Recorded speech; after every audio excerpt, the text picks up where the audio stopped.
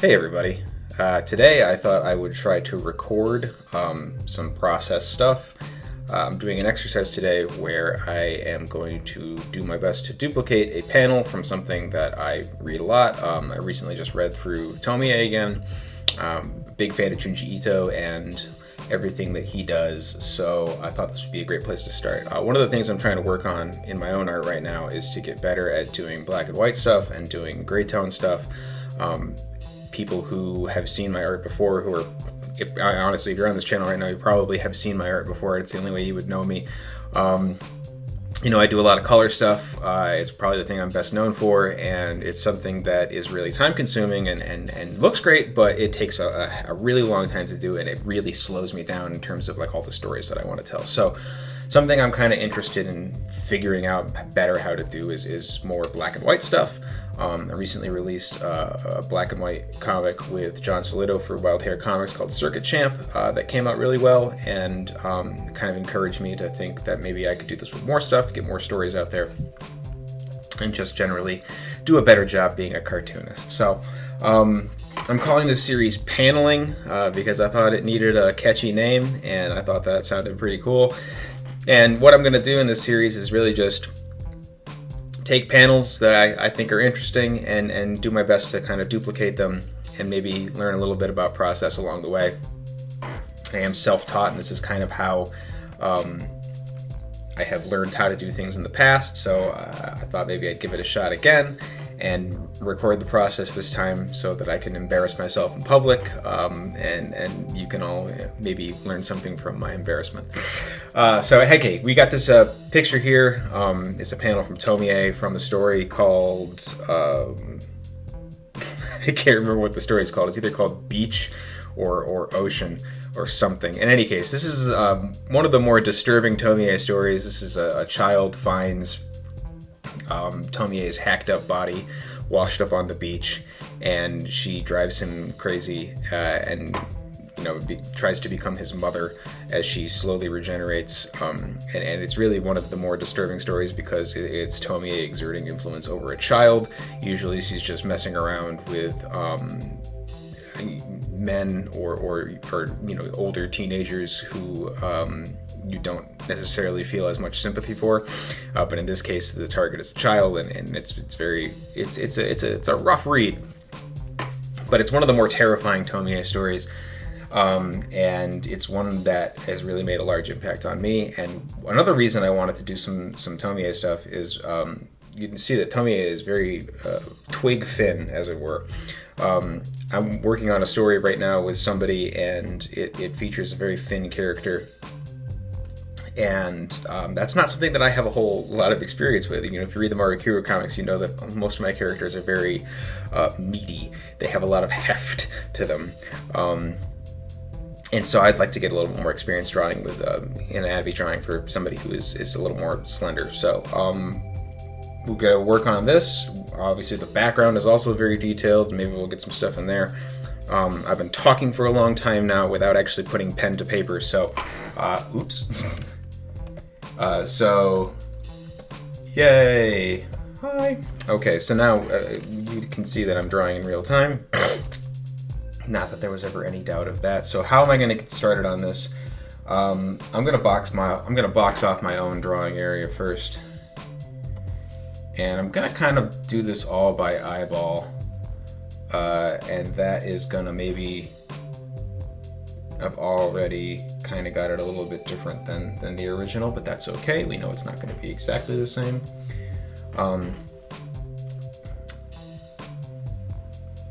I don't know how Wally Wood would feel about this. I always say, never... Drawing and talking at the same time is a skill that I would like to work on as well, so we're going to work on that too. But, you always say that never draw what you can copy, never copy what you can trace, never trace what you can cut and paste.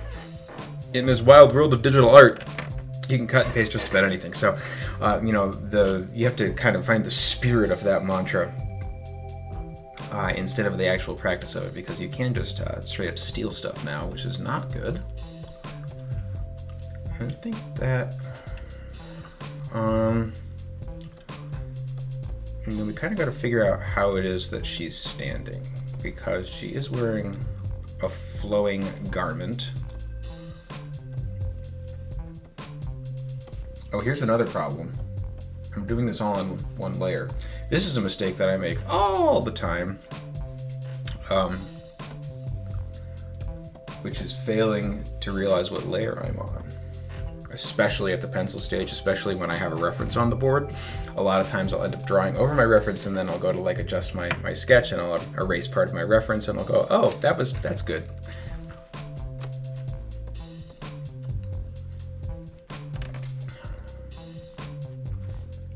So my kind of natural inclination is to draw her with her shoulders cocked like this, but that's not really how she's standing. They really are level, and the eye line just while the top of the head breaks the panel. The eye line is here. You know, I did research on like proper anatomy drawing way back in the day, and that's probably one of the rules that I break all the time, is that, you know, you're supposed to have, when you're drawing a head, you know, your eye line is actually at the bottom of the sphere, and then, you know, the jaw comes down like this, and eyebrows, that doesn't look bad actually, but I tend to not do that. I tend to do it bad. So actually, you know what, let's try to do it properly.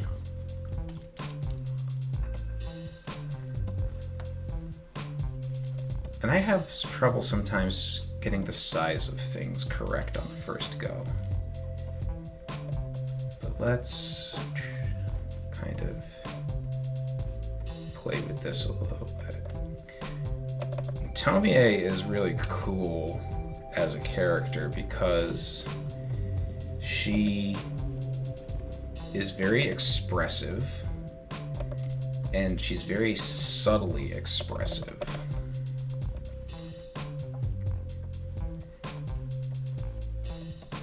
I use my Control-Z button a lot, and I apologize for that.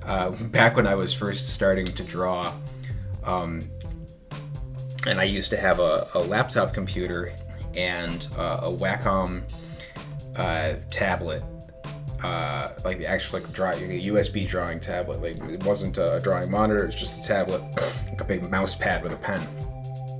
Sorry, a big trackpad with a pen rather.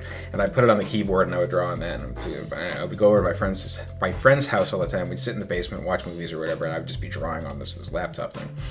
And my friend Zach, who is a very good cartoonist and artist and illustrator, was watching me try to figure out something, and I was just like drawing a line, Control-Z, draw a line, Control-Z, draw a line, Control-Z, and he's looking from my shoulder, he said, "You'll get that line eventually."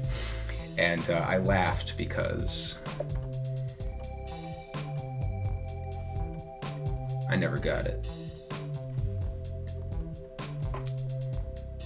I draw the eyes first a lot of the time. Sometimes I draw the eyes before I draw the head.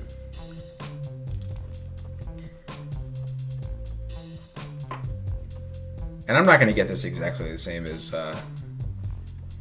Ito. Number one, because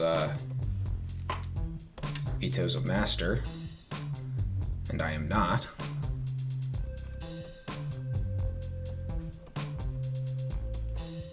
And number two, because I've never actually been able to draw Tomie to my satisfaction.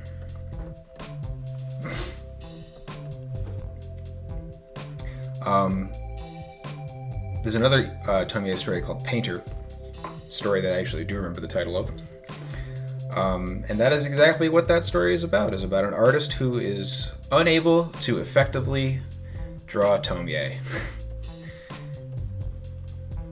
And it's very funny because it's the first Tomie story that Ito did when the character made her big return as like a series character, and he said in an interview, I think I read this in, is it in Shatter? It's one of the English collections that has a lot of stories for a lot of his different characters, and he did little interview segments after each one of them talking about it, and Painter was included in that, and he talked about how he spent a long time trying to make Tomie as beautiful as possible. And it's a definite, like, Tomie is really great if you're an artist who wants to improve yourself, because you can see the evolution of the character over time. From her very first manga back in '87, I think, or maybe even before that. I know that Junji Ito's biography always starts off with the line that he made his professional manga debut in 1987, and I know that the first Tomie comic was something that he submitted for a competition. So I'm not sure if that counts as his debut or not. But in any case, it's old, and it looks different, right? It looks, she doesn't look the same. And the character really developed a lot over time and became more and more and more and more what we know of as like the popular character Tomie. And I find that really inspiring, because I have had the same thing happen to me and my characters. And it's great to know that you can have a long-running series with a long-running character and change things. Because if you don't allow things to change and you try to start over every time something changes about one of your characters, or the way you draw, your style, because your style is going to evolve over time, you're never going to get anything done, right? Style changes rapidly. And the best way to like learn and develop your style is to actually draw. And one of the most intensive bits of drawing you'll ever do is working on your story. And so you can create your magnum opus, because you should treat everything you work on like it's your magnum opus, or at least like it has the potential to be your magnum opus. But you can, if you do that and you work you work really hard on a story, and you get to the end of it and you realize you've become a much better artist over the process of that story, which is great. That's fantastic.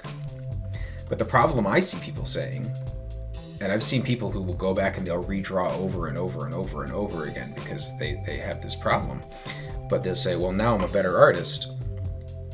The story is no longer my best work. I could do it better if I did it again. And like, yeah, maybe that's true, but wouldn't you rather work on something new? And I guess that's kind of up to personal taste. Me, I'd rather work on something new. It's a snapshot of who you were at a given time. I remember that, school photos. Showing my age here, because I don't even know if this is a thing that happens anymore. But like photo day, and I think I was 13 or 14, would have been 8th grade, and acne and everything, because I'm a human being. And they took my photo and they said to my mother, like, oh, we can take all of this acne off his face and make him look like an airbrushed monster, which is what happened in real life. My mother said no. And I was upset at the time, because I'm like, I don't want to look like this, or I guess I'm going to bleep that. I don't want to look like that. I don't want to remember that I looked like that. But she said no. And the reason she said no is she said that's how he looks at this time in his life. And that's something I've remembered for a long time. Right? That was just how I looked at a time in my life. And there was nothing wrong with it. it is what it is. And so sometimes you got to think about your art like that too. That's just where you are right now. There's nothing wrong with it. You're going to get better. Of course you're going to get better. Just by nature of doing this every day or multiple times a week or just, any kind of regular cadence, you can improve and you can get better, and no one can stop you. That was one of my favorite things about comics, is that no one can stop you. It really is kind of a unique art form in that way. You can be a one-person creative team, and you can make an entire story visually and textually, from beginning to end, complete, by yourself, and no one can stop you. So just always remember that.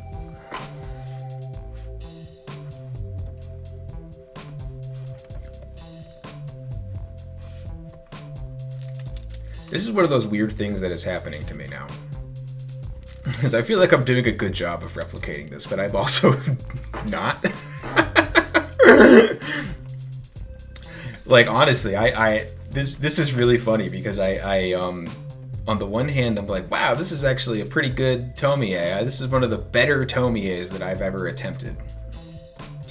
And I'm still just like not getting it quite right.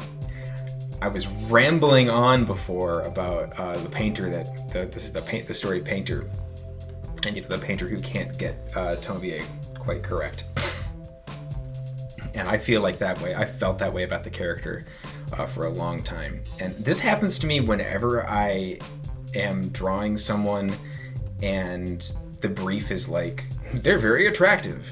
I get bogged down in like, well, what the hell is what is attractive? What does that mean? How do we communicate attractiveness on the page? And it's not just like, well, what do you find attractive? Like, no, that's not. It's like we need to create objective beauty, attractiveness. How do we do that? I don't know. You freeze up. And I've had that happen to me with Tomie a lot because the character is captivating, right? That's like her whole thing, is whether you want to or not, you get drawn into like her aura. And that's something that's really difficult to mimic. And I feel like Ito has this sublime ability to draw you in with the art alone and with the character designs alone.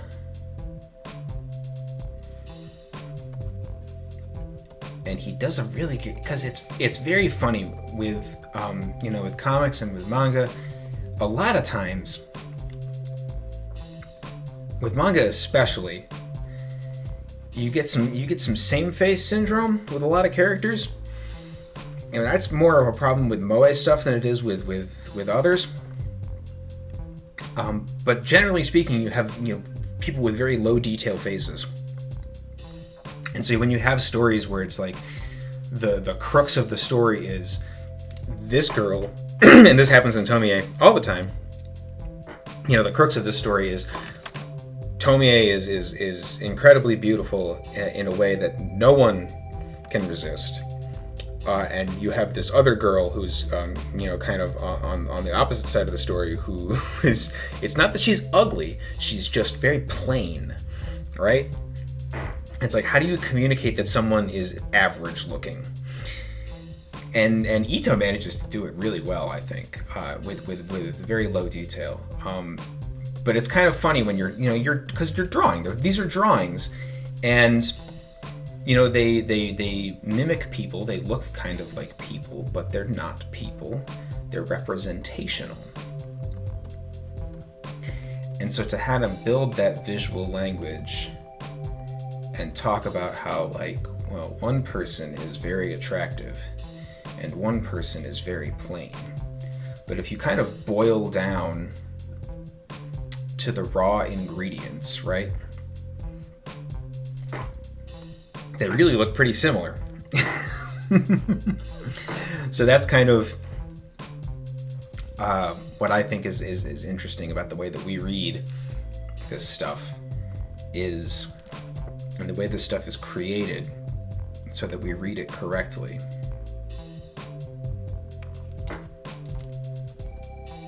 Because that's the other thing about Tomie is I talk about, you know, how beautiful she is and how that's like the point of the character. But it's not enough that she's beautiful. She also has to be creepy. And like, even when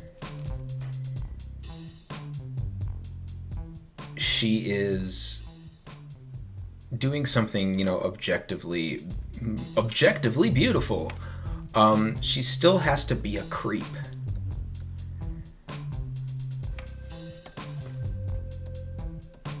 And Ito does that with the eyes a lot, right? Familiar with the work of the master, you'll know his kind of trademark. His kind of trademark. This is an old drawing tablet, and sometimes it does that. The touch sensitivity will, the pressure sensitivity will get all nutsy on me, and I'll get the big blocky crap lines. So, but bear with me. But you know, he'll do that with the eyes. And I'm gonna do a bad job representing this right now, Val, just to give you an idea. It's like, well, here's a normal, there's an eye, she's looking at you. But you know, Ito, if he wants to draw like the really effed up eyes, and he'll do like, you see the veins, and the pupil will be all kind of muddy, and the iris will be all wavy, and he'll give you one of those, right?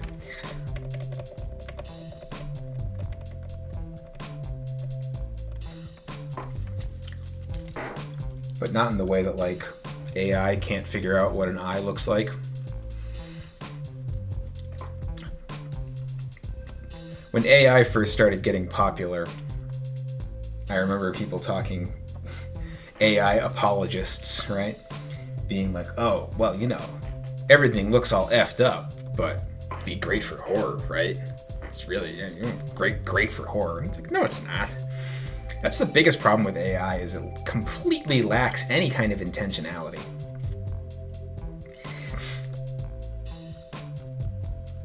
Something can look messed up and it just be messed up, right? It's like the difference between something that is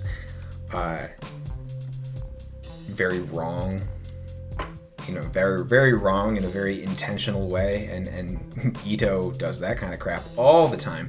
And even as I was looking up reference for this, a perfect example, because it's impossible to look up visual references now with like a cursory search. It just doesn't work the way it used to, because you get all kinds of AI crap in there. But it's funny to me because I just looking up like Tomie panels and trying to find a good one. Because I have the book and everything, but I wanted to put something on the screen, and I want it to be, you know, nice resolution and everything so that you could tell what I was working on. So I just looked up Tomie panels, and I found some good ones. I found this one, but I found another one where it's just like, you know, AI pollution and all these image results, and it was AI trying to replicate the very famous Tomie image where she's sitting like this and the extra head is coming off to the side, and it was like, first of all, it stole some Disney princess features, because there was definitely some Disney princess going on, and like the whole, I could tell what it was because I knew what it was stealing from, but like it just didn't do it correctly, right? It didn't look good, it didn't look scary, it looked bad. And maybe I'm just rambling here because I can talk all day and all night and not say a word. But by the same token, I feel like if you're watching my video and you think that AI image gens are good, you're in the wrong place. I can't imagine anybody who would have ended up here who would be pro AI image gen.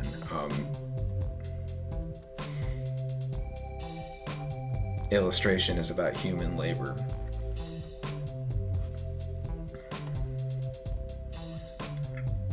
As my friend Lukash would say, working class comics, human labor, honest wage.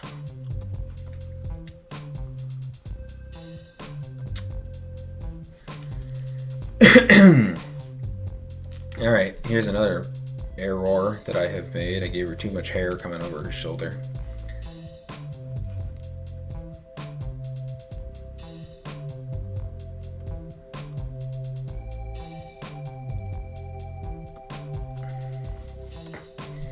I tend to draw objects chunkier.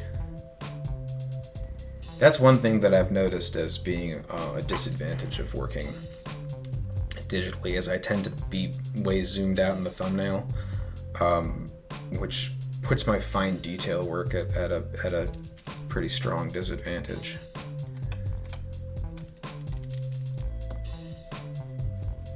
You notice that I erase a lot of the things that I have done.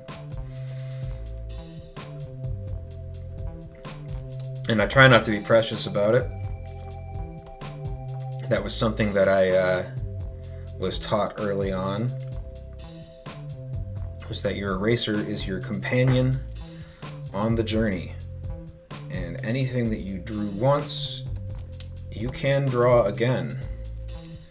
So don't be afraid to erase. You know, it's funny, I'm wondering to myself, I'm like, I set this up, I thought pretty well with the pose, copying over what Ito had done, and I'm like, how come I'm popping out of the panel and he's got it nicely situated in the center? And I'm realizing it's because my initial panel draw was bad. It's okay, we're gonna work through it. But I think if you go back into the footage, I even said that when I drew it. I'm like, oh, that wasn't very good. Whatever.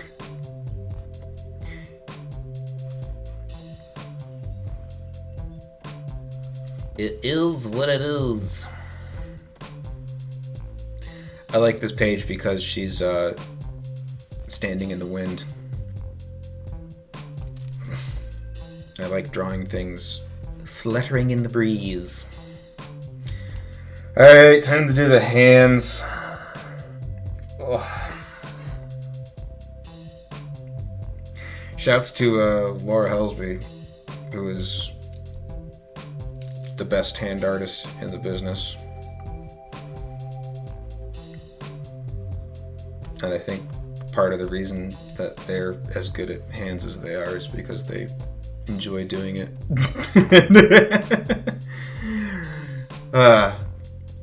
That I don't mean to be flippant. That's something I really believe plays a whole lot into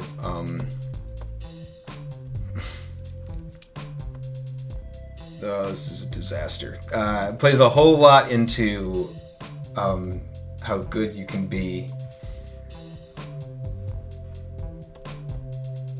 Pour one out for Wally. How good you can be at any given, discipline in art is a lot of it is based on how much you enjoy doing it. And I think that's kind of true of any skill or hobby, what have you.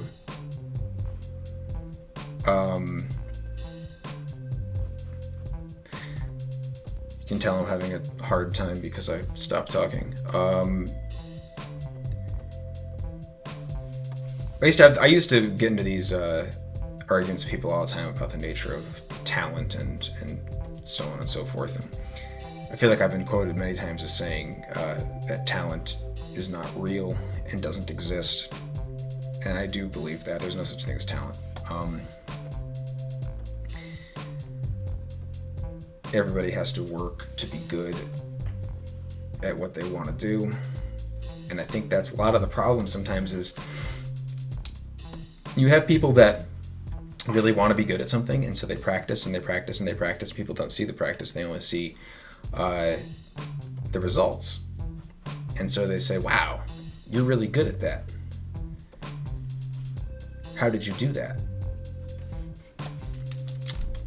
And they don't wait for the answer, they just go, well, you must have just been able to naturally do that, because I naturally cannot do that, and I'm good at other stuff. I'm rambling. But, you know, the talent is how much you enjoy it, right? Because that's how much you're going to be able to focus and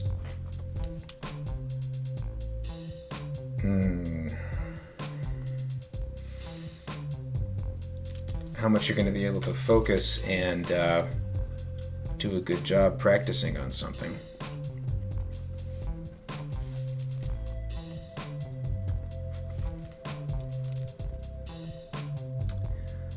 And I know that there are people who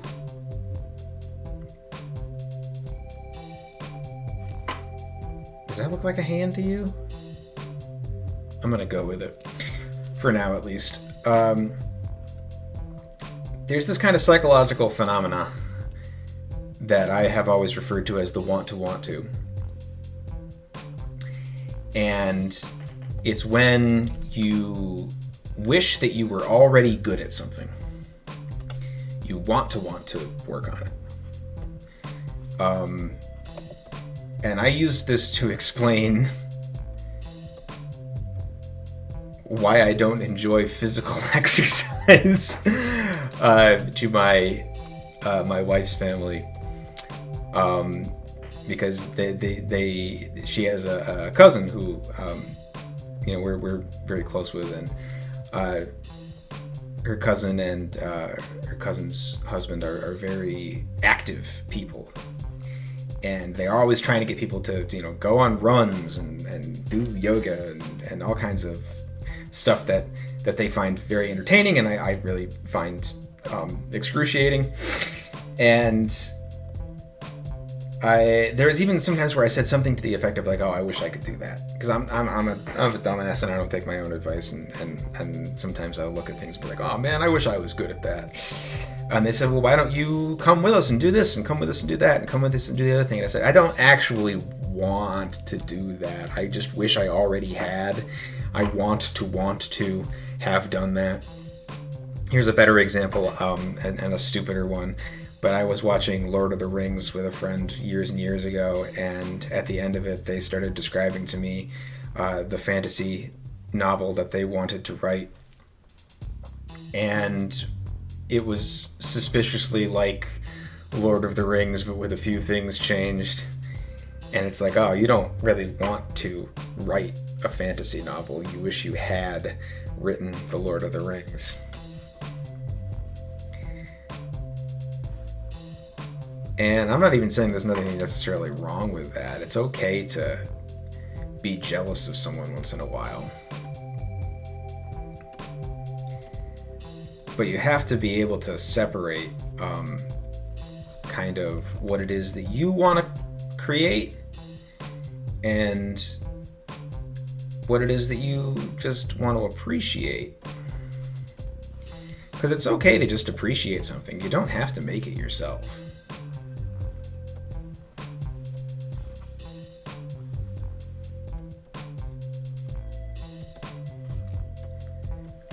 But with comics,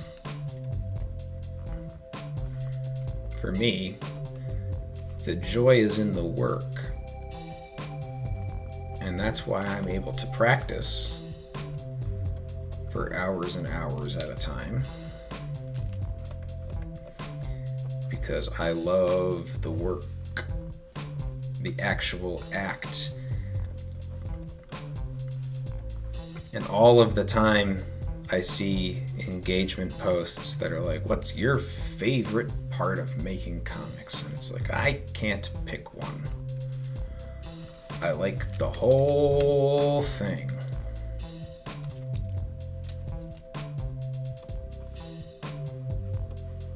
I don't know if I like these hands, but we're not done, so.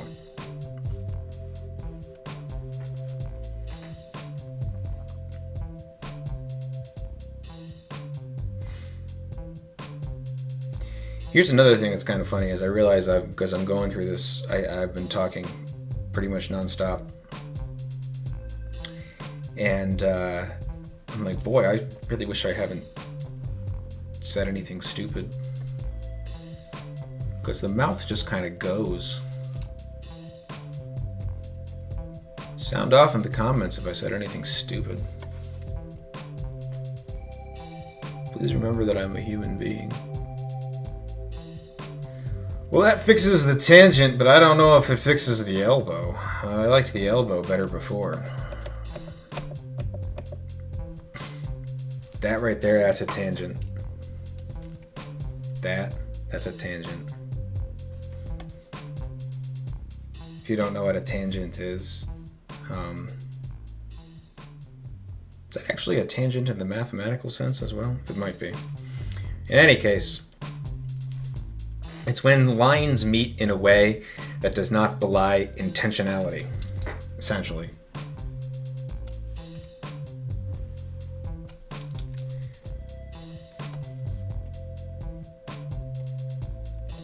In this case, it's definitely true that I did not mean for it to look like that. Now she's popping out on both sides, which is fine. And over the top, too.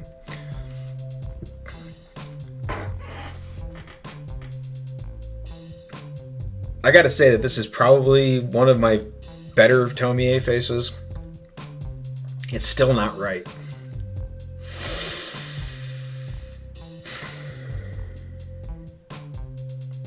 But I feel like it at least carries the spirit of the character.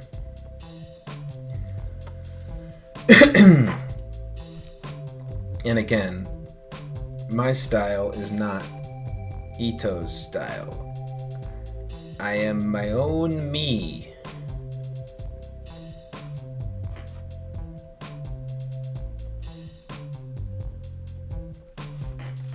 And the point of this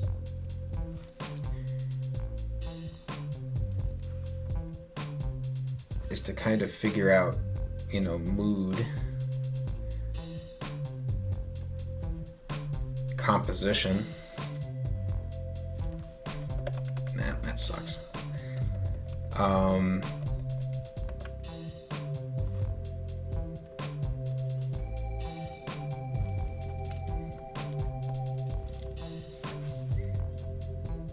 Mood and composition is really what we're trying to learn about here. And then later in the process, we'll also be figuring out inking and toning. But that's later. You notice that sometimes I erase stuff and sometimes I undo stuff. When I erase, it's because it's lines that I don't want, but that I feel might have some sort of artifact value to the piece in the long run, so you leave a little bit behind. When I undo, it's because I made a mistake that I want to obliterate.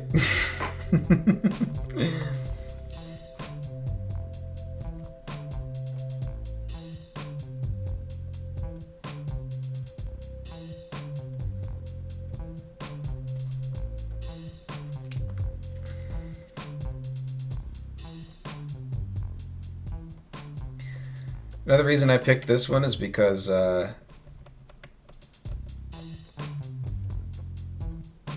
face is kind of effed up, and I thought that it would be a little bit easier for me to wrap my head around if I was trying to do something a little bit more than just draw beautiful Tomie. And I thought that might help me break kind of my psychological block around trying to draw the character. The neckline on the dress is a little bit lower than his drawing.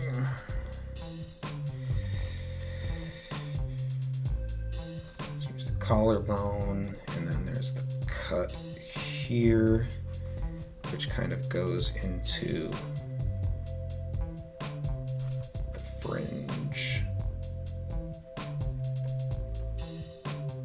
like that, and then the shoulder strap comes a little bit differently at an angle into there. And then we've got kind of the underarm here. Yeah, that ain't bad.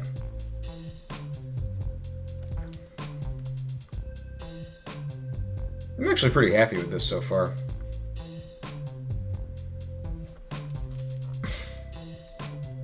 I'm surprised. I wasn't expecting it to go quite this well.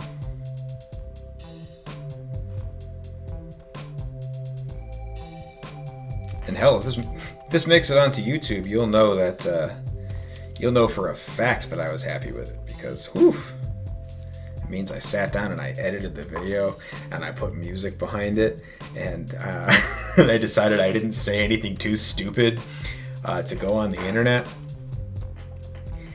You know, I was thinking about this the other day. Is here's a life skill for you.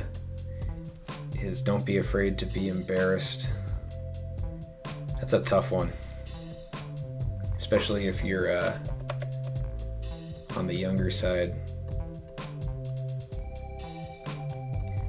That was something that people used to say about me when I was a teenager. Is oh, Brendan, you don't care what anybody thinks. You don't care what anybody thinks. You just do whatever. You don't care what anybody thinks. It's that wasn't true. I cared a lot what people thought, and it actually kind of hurt my feelings that people thought I didn't care. Being a teenager is horrible. It's the worst. And I'm an old man now. I still care what people think, but I definitely care less than I used to. And it's like, you don't necessarily want to not care what people think about you at all, because, you know, we live in a society. But I feel like it's more along the lines of, don't be afraid to love what you love. Don't be afraid to love who you are, what you do, the work that you produce. Don't be ashamed of that.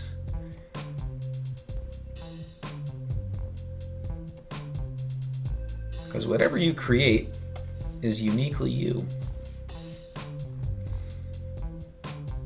in some way or another. I say as I copy the panel of a famous artist, everything you make is uniquely you. But you know, it's true, because even so, look, like, I know I'm copying Junji Ito here, but check it out. Mine's a little different. It's a little different. It's more me. It's my style. And let me tell you something about style. Style's fake too. Talent's fake. Style is also fake. What do you mean by that, Brendan?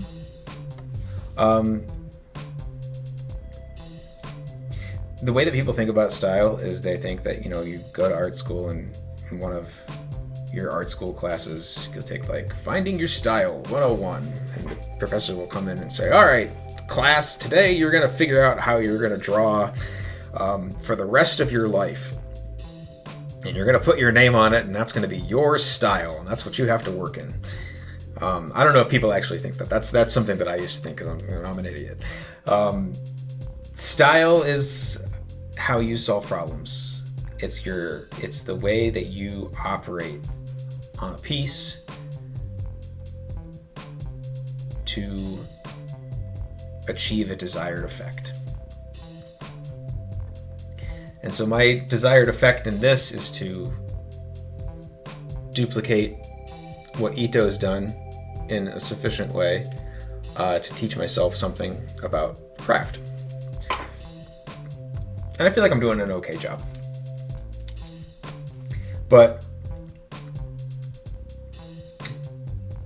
we talk about other things where it's like maybe the problem you're trying to solve is you need to draw an objectively attractive person. How do you go about doing that as an artist? What are the features that you choose to highlight? Or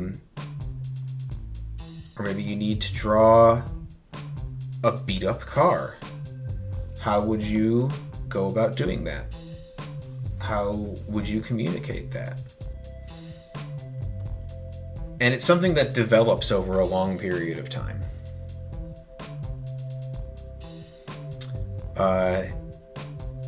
And this was something I got turned on to by an artist by the name of Alejandro Bruzzese, who is a fantastic illustrator. And you should subscribe to his newsletter, which used to be called Brutopia, and it now is called something different. And I can't remember what it is. But Alejandro, and the Bruzzese is B-R-U... I'm so sorry, Alejandro. Z-E-Z-E? Something like that. Hang on, I'm gonna look it up. Yeah, okay. Alejandro Bruzzese is B-R-U-Z-Z-E-S-E. Go check out Alejandro Bruzzese. A fantastic illustrator and a philosopher in his own right. But that was something that he taught me. And I have taken that to heart. That style is just the way you solve problems. It's something that's going to come about naturally. And it might not be exactly what you expected it to be. And it might not even be exactly what you want it to be in the long term. But this is a journey, so you can keep working on it. And maybe that's one of the problems you want to solve. I'm actually really enjoying the way this is coming out. I did not think it was going to look like this. I'm very happy with that. Because it both looks like Tomie, and it also looks like a drawing that I made. Make your chin a little... That might be too much.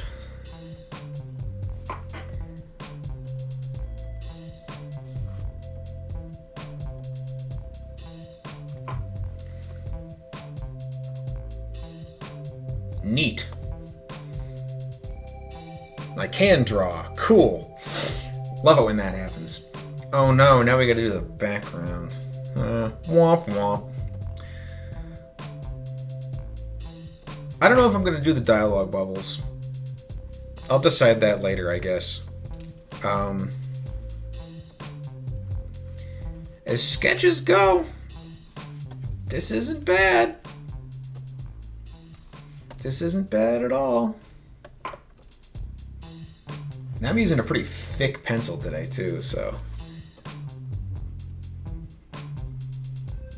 That's one of the things I think I got out halfway before, was one of the disadvantages of working digital. And my drawing monitor is not new. This is a Wacom 22 HD, I think. It's old. It's like a decade old at this point. This is one of the first major investments I ever made into myself as an artist, and I said, I'm going to use this thing until it breaks. And it hasn't broken yet. So I'm getting my money's worth at least. But my point being that this is, at the time, I think it was one of the biggest drawing monitors that you could get. And it's still pretty big, but I have a tendency to draw zoomed out because I want to see the whole piece. And if I was working on a drafting table and I had a big piece of Bristol board and a pencil or whatever, you always have that view of the piece, but you can get in there and do the fine detail work. And I go on autopilot sometimes, and I'll work on something like from this distance, which is horrible for detail. And so the problem I get is that a lot of my stuff that is supposed to be like really fine lines ends up being really chunky. And I work with, thicker tools than maybe I should. But this is all about learning and figuring out how to be a better artist and trying different things. So, my process might change over the course of these videos. Isn't that kind of the point? Isn't that kind of the point?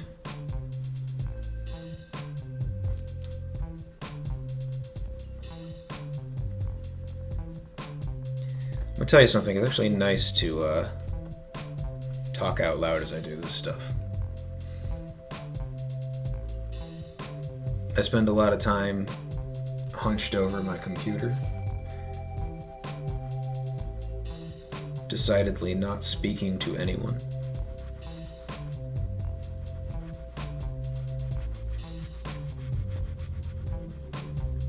And even though you're not in the room with me right now,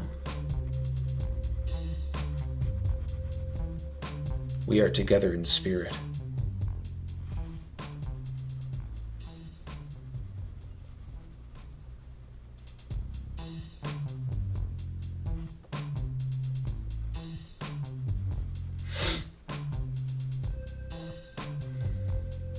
So I'm just going to darken up the dress. This is a really unnecessary step that I'm doing right now.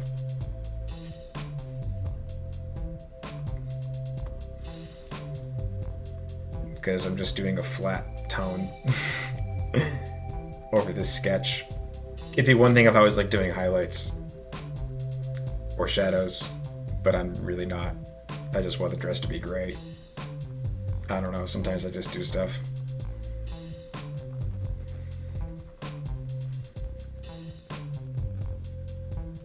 You dumbass.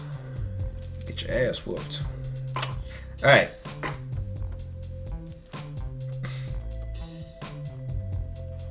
Isn't that kind of interesting? There's really not a whole lot of shadow work here. Some of it's done in the ink. I would have thought there'd be more tone. Which seems kind of stupid to say because it's like I looked at the picture with my eyes and I should have been able to see that, but I don't know, it carries a feeling, right? It carries a sense, it carries an emotion, it carries a vibe. This is a vibes-based economy.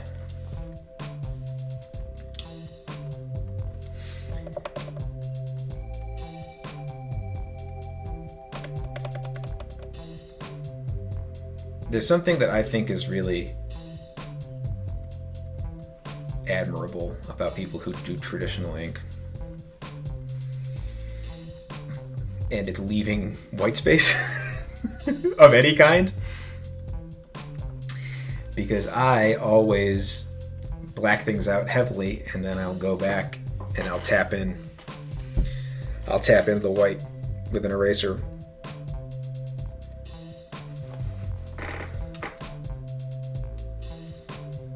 All right. Oh, I hate this background so much.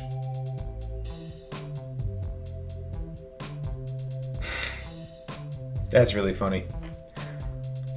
I feel like maybe 5, 10, 15, however long this has been going minutes ago, I was like, ooh, Brendan, what's your favorite part about comics? Oh, I can't pick a favorite. I like them all. I love everything about making the comic book. And then I look at this and I go, ah, God, I hate these backgrounds. I hate these backgrounds. I don't want to do them.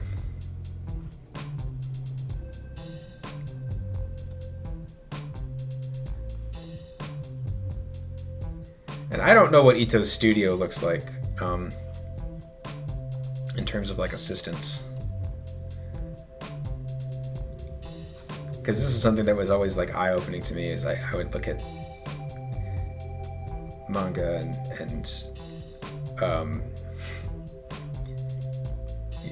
manga and think about mangaka as like, being auteurs that just did everything. And that's something that I really respect and that I kind of aspire towards, and that's who I want to be as an artist. It's like I want to do all the jobs, I want to control everything myself, I want to be in charge of it, I want to create it, I'm gonna never stop creating it, right? And I would look at some of this stuff like this and I'm like, oh jeez, how do they find the time and the inspiration to draw all these things and to draw the backgrounds? And it's like a lot of times they don't. They have assistants who draw the backgrounds. They just draw the characters. They just draw the cool stuff. And they get their assistants to draw the backgrounds. It's no hate. I'm talking about people who are putting out 16 pages a week.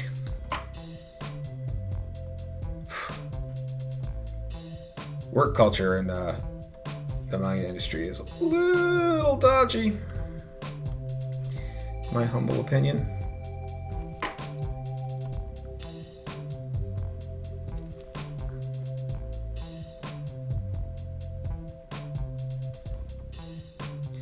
I feel like, our entire pop culture is based on the back of comics. The whole of it, all of it.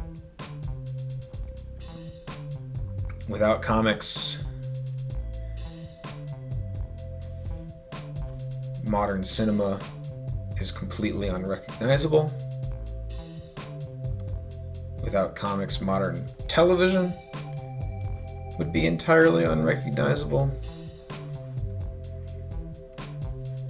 Everything that we love and that we want to watch or consume or read was created on the back of comics. Oh, Brendan, what about? Oh, Brendan, what about? Oh, Brendan, what about? Every rule has exceptions, but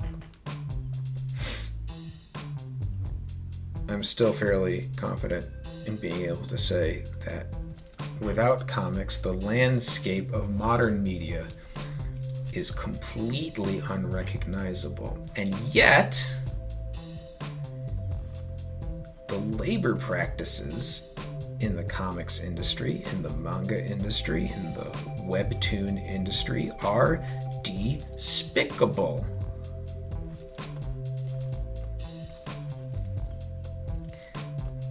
And I'm not saying that I won't, but I don't currently put things on Webtoon. Because Webtoon is predatory. And you get a lot of people that say that they know that Webtoon is predatory because it's kind of hard to avoid the fact that Webtoon is predatory towards its creators. And they say, but that's where the views are. You have to go there if you want to get the views. And to that I say, what did those views get you? Not a living wage. So what's the point? They prey on your vanity. Don't let them do that. There are other options.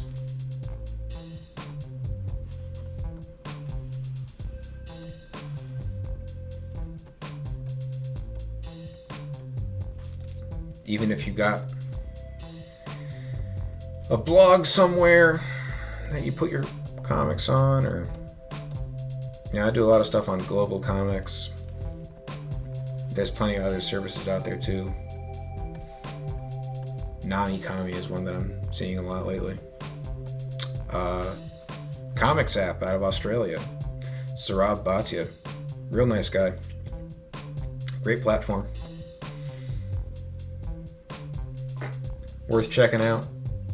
The point being is you can get your work out there for people to see without being preyed upon by a company that wants to farm your IP and cut you out of the deal.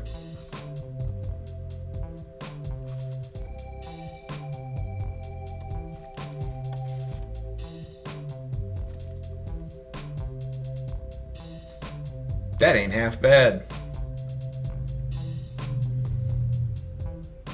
That ain't half bad at all. All right. I'm going to take a break here. I don't know if it's the end of the episode or if it's just a break. But when we come back, we're going to work on inking this. I'm pretty happy with the sketch. I'm even not totally displeased with the hands. So, pretty good work. And I appreciate you listening to me ramble as I work through this. I think it actually helped me a lot. If you have panels that you think I should work on in the future, drop them in the comments. Of course, please subscribe maybe. I don't know. Give the video a like. Maybe leave me a comment or something. I've never done this before. This is a first stab for me. So if you liked what you saw, let me know. If you didn't like what you saw, maybe give me a gentle reminder of that as well. All right. Take care, everybody, and we will draw some more tomorrow.